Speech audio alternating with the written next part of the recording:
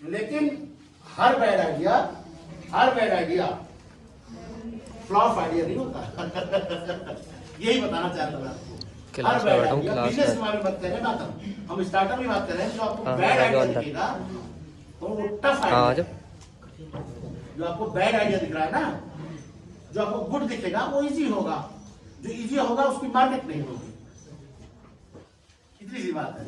जो आपको गुड दिख रहा होगा, बहुत फैंसी लग रहा है क्या कि हम तुरंत एक कपड़े की दुकान खोल लें, बहुत फैंसी लग रहा है कि हम एक रेस्टोरेंट खोल लें, बहुत फैंसी लग रहा है कि हम कोई कैफे खोल लें, लेकिन गुड है ना, बहुत सस्टेन नहीं करेगा।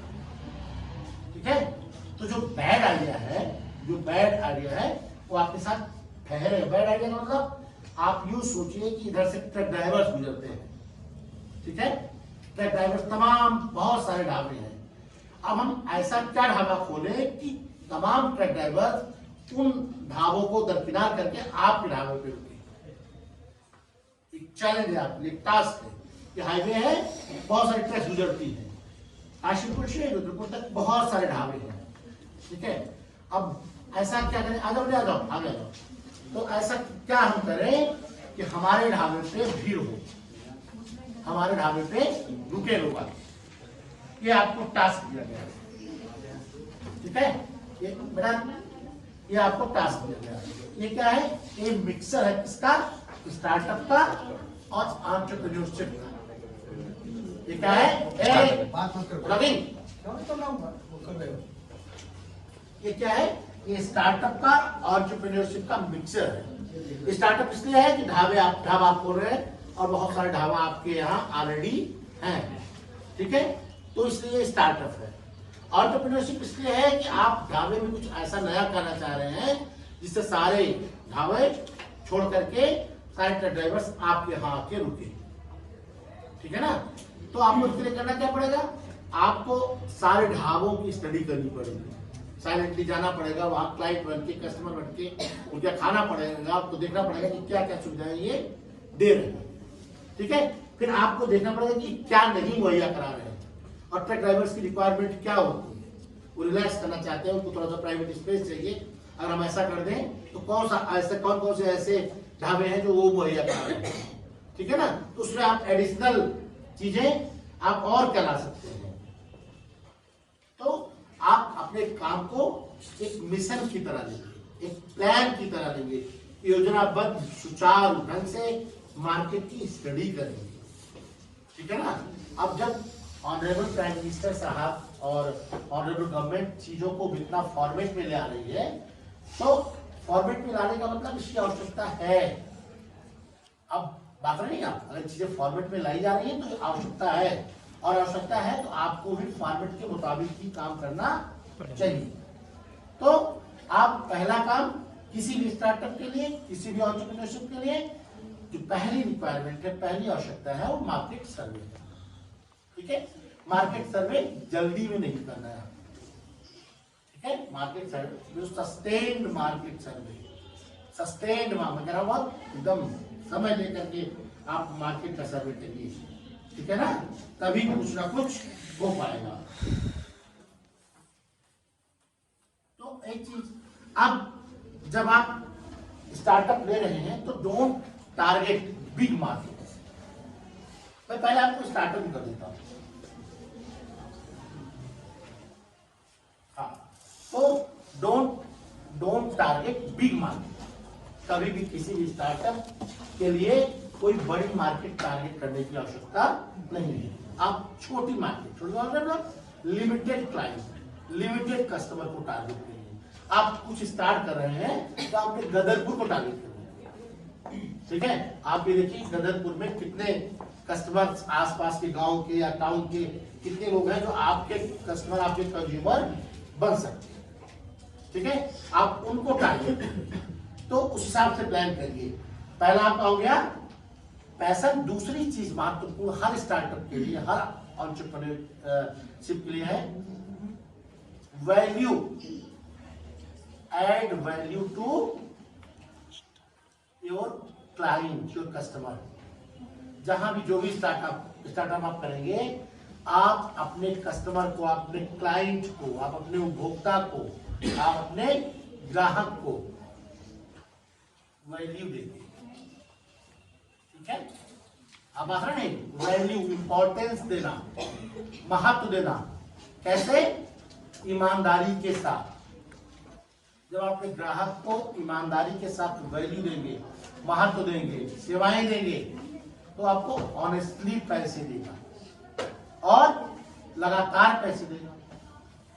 अब आखिर नहीं, आप बिजनेस में जो पहली चीज है वो क्या है? तो फर्स्ट, पहला स्टार्टअप का, किसी बिजनेस को स्टार्ट करने का या किसी बिजनेस को चलाने का जो पहला क्वालिफिकेशन है वो क्या है? ईमानदारी। ईमानदारी, ईमानदारी and value to your counterpart. Counterpart means customer. अगर आप अपने कस्टमर को ईमानदारी से इंपॉर्टेंस नहीं देंगे, आप बहुत दिन नहीं चल पाएंगे। मैं बहुत छोटा उदाहरण अपने साथ अपनी आप भी सुनाता हूँ, आपको बड़ा दिन लगेगा। जहां मैं रहता हूँ, मेरे कॉलोनी के गेट पे एक चक्की वाले ने अपनी चक्की डाली, बड़ा मृदुभाषी, बड़ा मधुर। भाई अब कॉलोनी के लोग तो आटा अपना गेहूं पिसाने जा रहे हैं, आसपास के लोग भी आ रहे हैं। मैं भी मुझे उसके व्यवहार में कुछ ज्यादा ही मधुरता लगी। तो जब आपसे कोई बहुत ज्यादा ही मधुर हो जाता है तो आप थोड़ा सा शंकित हो जाते, थोड़ा शंकित हो जाते, इतना ये प्रेम क्यों पोत रहा है। तो मुझे भी लगा, तो एक दिन मैंने गेहूं दिया तो उसने तौला। तो हम कितना भी बिजी हो, लेकिन जहाँ अटेंशन देना होता है हम लोग अटेंशन दे देते हैं। तो मेरी निगाह उसके कांटे पे गई, तो कांटे पे जो उसने तौला था वो 16 किलो कुछ ग्राम था। मैं वही खड़ा फोन पे बात कर रहा था, उसका तौल के वापस रखा तो 14 किलो तौल रहा है।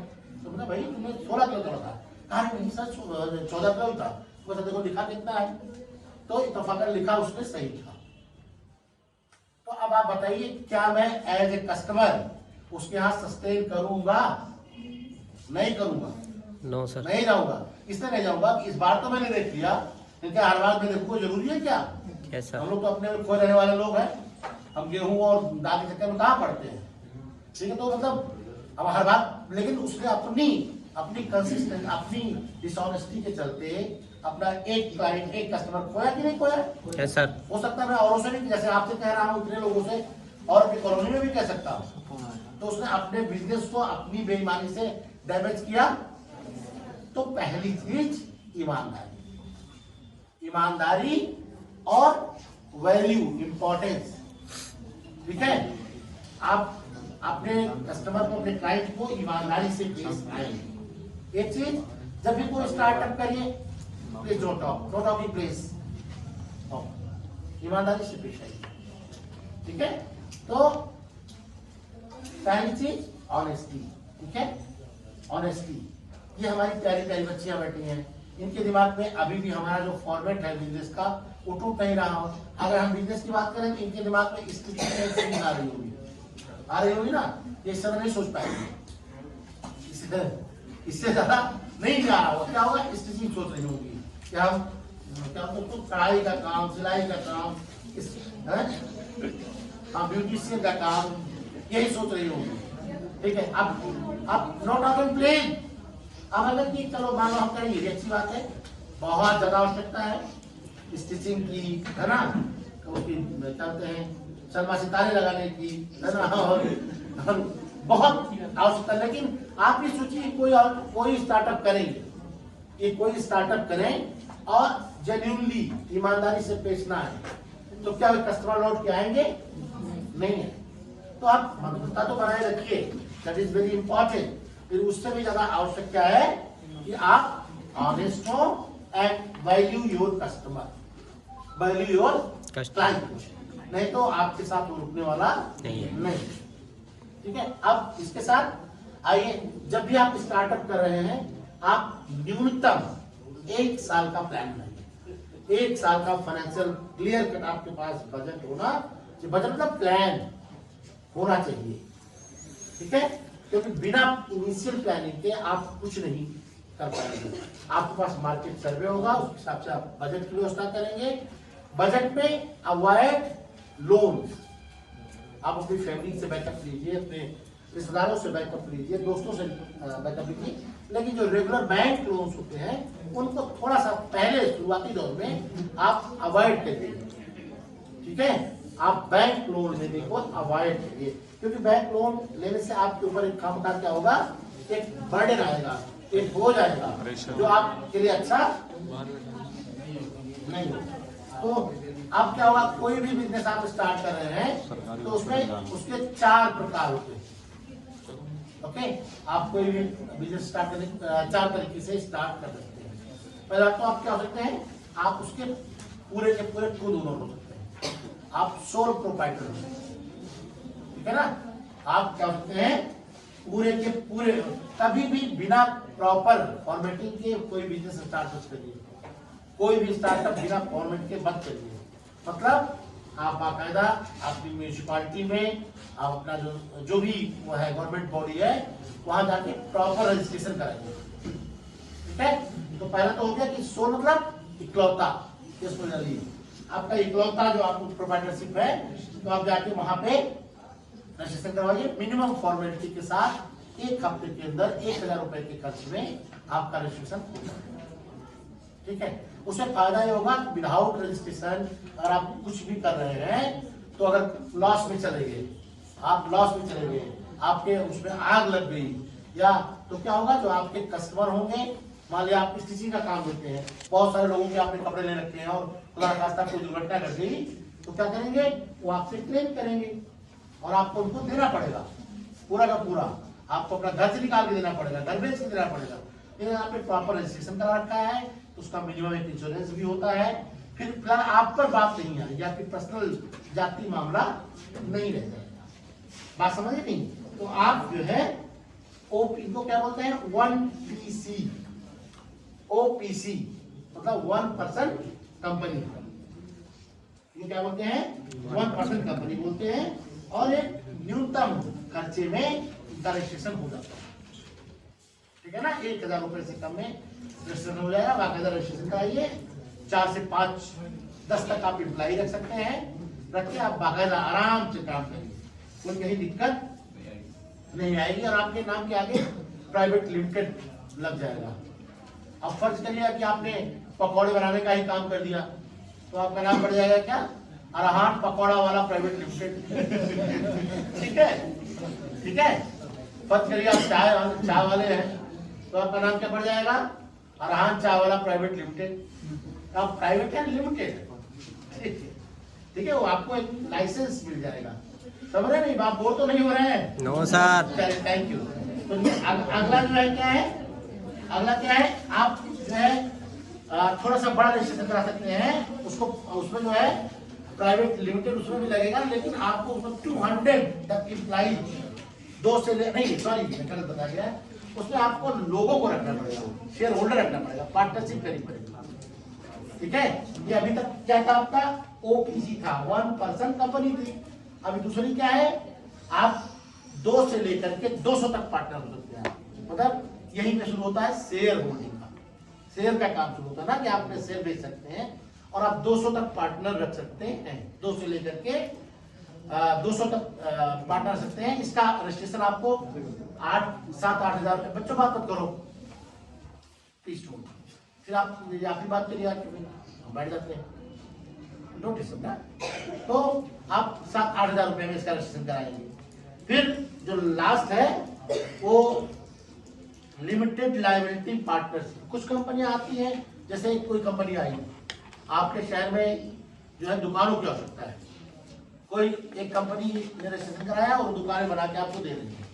ठीक है, तो वो दुकानें बनाने के बाद उसका काम खत्म हो जाएगा, तो लिमिटेड लायबिलिटी जो है वो स्टार्टअप होता है। तो बहुत थोड़ी देर के वो आए, वो बड़े लोग करते हैं, बड़े बिजनेसमैन होते हैं, आए उन्होंने पैसा लगाया, अपना दुकानें बनाई, प्रॉफिट कमाया, चले। ठीक है, तो ये हो गए आपके 3-4 प्रकार के स्टार्टअप जो आप सिंगल कर सकते हैं। ठीक है, 4-5 लोगों के साथ मिलकर कर सकते हैं, या लिमिटेड उसमें कर सकते हैं, या कुछ दिन के लिए आप रजिस्ट्रेशन करा सकते हैं। अब आपको कुछ टैक्स लायबिलिटीज भी होती है जब भी आप कोई स्टार्टअप कर रहे हैं। मैं आपको बताने वाला हूं, मैं ये बता देना चाहता हूं कि आने वाला दिन चाय वालों के लिए बहुत भारी होने वाला है। मेरे कहने का मतलब ये है कि जो छोटे हमारे स्टार्टअप है, छोटी दुकानें हैं, छोटे बिजनेसमैन हैं, ये फैन चला लेंगे आप लोग? हाँ चला लो फैन चला लो। चलाना दोनों चला दिए यार। तो जो छोटी दुकानें हैं, जो अपने घरों में रह के महिलाएं काम कर रही हैं, सिस्टम की नजर हर किसी पर है। सिस्टम की नजर हर किसी पर है और हर किसी से सिस्टम मतलब ये हमारा जो तंत्र है अपना हिस्सा मांग रहा है। क्यों?